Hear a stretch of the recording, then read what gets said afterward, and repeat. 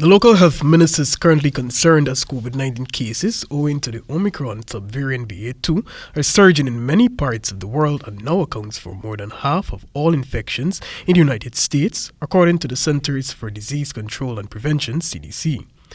Although there has been a continuous decline in COVID-19 cases and deaths in Guyana and the termination of the National Public Health COVID-19 safety regulations, Minister of Health Dr. Frank Anthony, during Thursday's COVID-19 update, noted that the surge of the Omicron BA.2 in countries like Europe and China does not prohibit Guyana from the emergence of the variant locally. So I think eventually we are going to see BA.2 coming to Guyana because, we are so interconnected. So we have to look out for that. The minister explains that Guyana had recorded a spike in COVID-19 cases in January of this year due to the Omicron BA.1 variant, which also surged in a number of countries early in the year. Around the world, they had similar things. They had a wave of BA.1, and now in some parts of the world, they have gone into a wave of BA.2. And we have seen that in parts of Europe. We are seeing that in China, for example.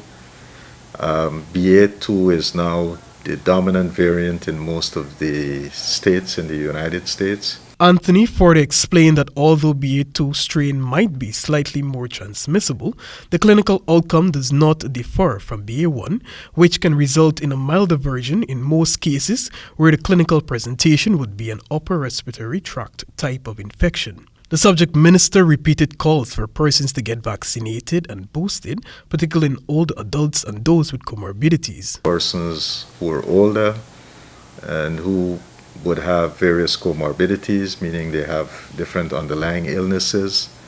I think for them it's very important that they get boosted. The local vaccination status in Guyana shows that 438,714 adults have taken their first dose, which translates to 85.5% of that population, while 337,660 people, or 65.8%, have received second dose.